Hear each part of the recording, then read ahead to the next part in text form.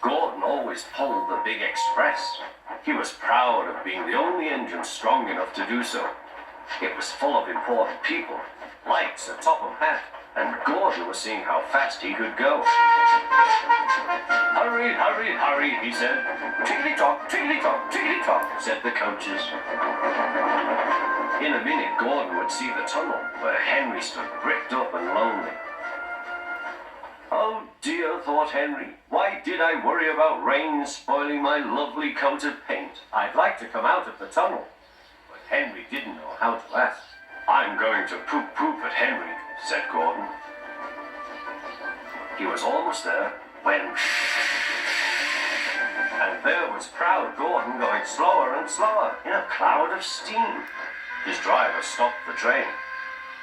What has happened to me? Asked Gordon. I feel so weak.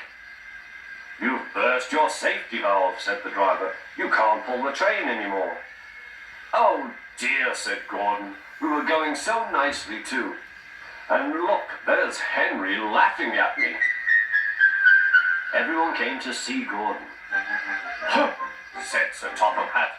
These big engines are always causing me trouble. Send for another engine at once.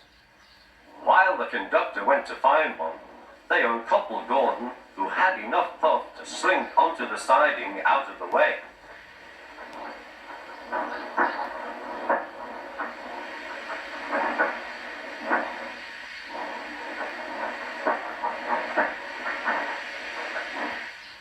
Edward was the only engine left.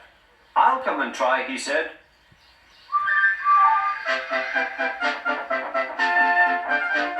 Said Gordon.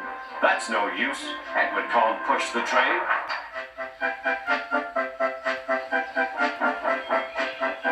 Kind Edward puffed and pushed and pushed and puffed, but he couldn't move the heavy coaches. I told you so, said Gordon. Why not let Henry try? Yes, said Sir Topham Hatt. I will. Will you help pull this train, Henry? He asked. Oh, yes, said Henry.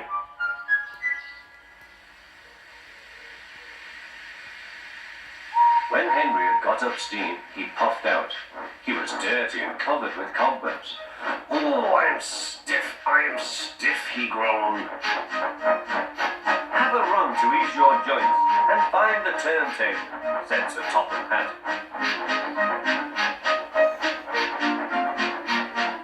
When Henry came back, he felt much better. Then they coupled him up. Peep, peep, said Edward, I'm ready. Peep, peep, peep, said Henry, so am I. Pull hard, we'll do it. Pull hard, we'll do it. They puffed together.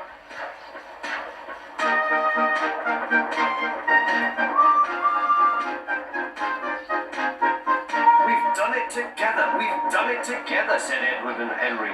You've done it, hooray! You've done it, hooray! Sang the coaches. Everyone was excited. Sir Topham Hatt leaned out of the window to wave at Edward and Henry. But the train was going so fast that his hat blew off into a field, where a goat ate it for tea.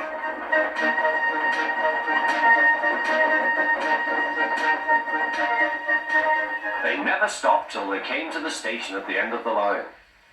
The passengers all said, thank you, and Sir Topham Hatt promised Henry a new coat of paint. On their way home, Edward and Henry helped Gordon back to the shed. All three engines are now great friends. Henry doesn't mind the rain now. He knows that the best way to keep his paint nice is not to run into tunnels, but to ask his driver to rub him down when the day's work is over.